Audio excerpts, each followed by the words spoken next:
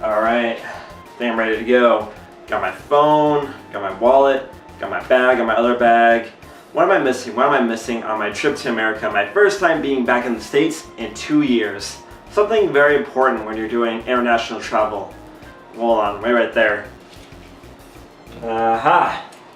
That is the Nintendo Switch. I need something to do on the 12 hours to America. So what am I going to be gaming on the way to America? Well, let's take a look. I love the Switch eShop. I find it fairly fast and intuitive to use compared to the Wii U or 3DS eShops. I like checking out the new releases and finding the best deals to beef up my Switch library. There does need to be some work done here though. It would be nice to be able to browse games by genre, by price, year released. And Nintendo also really needs to do some serious quality control here. Really, Firefighter the Simulation, that game sucked on Steam, it sucked on a PS4, now it sucks on Switch. This game isn't even in English, how the hell did it get to the eShop? Was the woman in the game drunk off her ass while she was writing the description? Anyway, I'm ranting, let's get to the games. First up is Means Remastered, however you say it. I didn't have a PSP back in the day, I was too busy gaming on a DS with games like Mario Kart DS and Meteos. But one game that made me look towards the PSP with envy was Means, a puzzle game developed by Tetsuya Mizuguchi of Space Channel 5 fame. I love me a good puzzle game, and Means is definitely a good one. Blocks with two different colors fall down. When the line passes the playfield, squares of the same 4 or more color will be erased. It's simple on the surface, but there's a lot of depth here like any good puzzle game. Music plays a big role in Means. All of your actions add to the music similar to Rez or Meteos.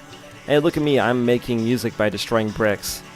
Beyond the standard arcade mode, there are some tutorials here which you really need to do to get some much needed fundamentals, and a challenge mode where you have to make shapes or try to get combos with a limited amount of moves.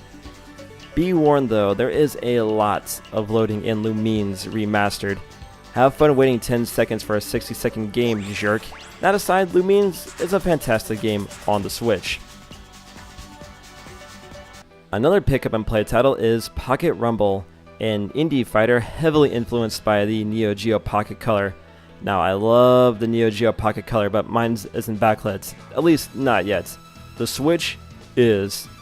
Fighting games on the Switch are kind of awkward with the D buttons, but Pocket Rumble is well aware of this. Instead of quarter circle motions, all special moves are done by simply hitting a down diagonal direction and briefly holding one of the two attack buttons. There are 8 characters here, but no 2 characters play alike. They are also really good at subverting expectations. I thought Quinn was going to be a brawler a la Abel or TJ combo, but nope, he can transform into a werewolf like Valkenhayn, and it sucks. The cute Keiko-chan? Her cute cat is an eldritch abomination that would make Zato proud. ICE Agent Parker took some lessons from a Knot with a reflectability and an orb he can move around the arena. Even the meters work differently from each other, like Naomi and her King of Fighters 95 inspired self-charge, or Zombie Man Thing and his rage meter. Be prepared to grind this game. The single player mode is brutally hard. I can barely get past the second opponent. As for the netcode, it uses GGPO, which is rollback netcode for better play. I only got one match in so far, and it was pretty lagless. Well done, Pocket Rumble. Pocket Rumble is a pretty cute game. I feel like it would have done better near the launch of the Switch, but if you want a fighter that's a bit easier and not so time consuming, Pocket Rumble is right up your alley. How about a racer? Reptoid Renegade is a jet ski racer initially released in 2016, but I picked it up this year on sale for a whopping $5. And for $5 I got a full campaign mode with dialogue I didn't give a crap about and some solid jet ski action. The big gimmick here is tricks. Get some air, grind a rail, and bust out some sweet moves. The more complex the move, the more boost is earned. While boosts can't stack, you can activate a boost and do some crazy tricks and keep your boost going for longer.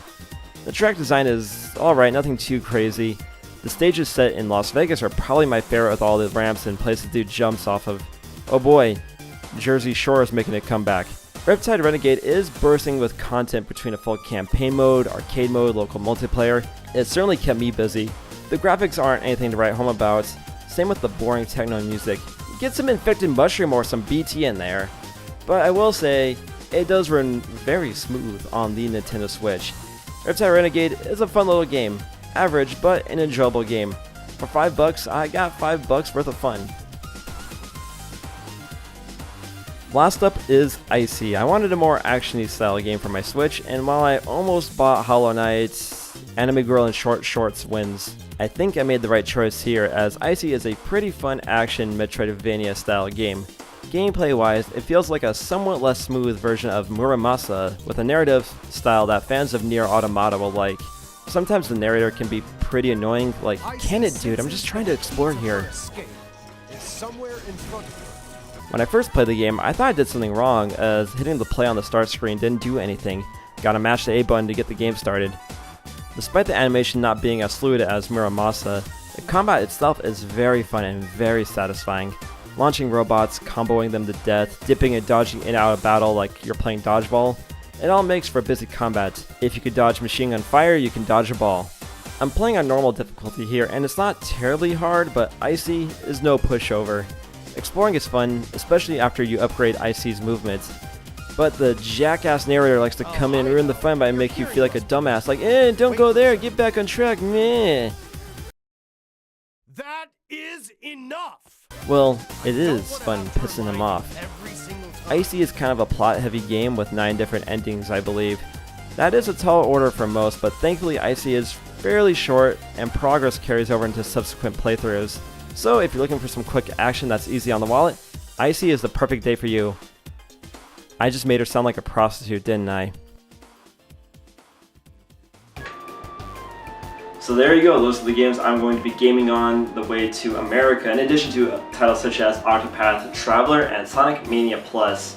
On the airline, they have power in the plane, so I can charge the Switch and be gaming the whole way, the whole 12 hours to America, because Lord knows I ain't gonna be able to get to sleep on that freaking airplane. Anyway, is there anything else I'm missing?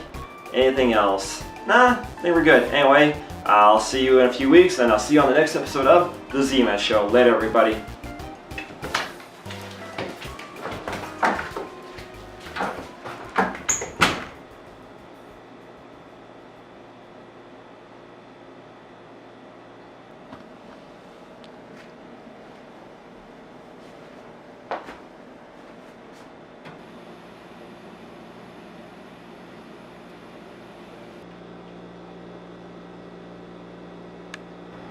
Ah, shit. Forgot my watch. Anyway, guys, see you next week.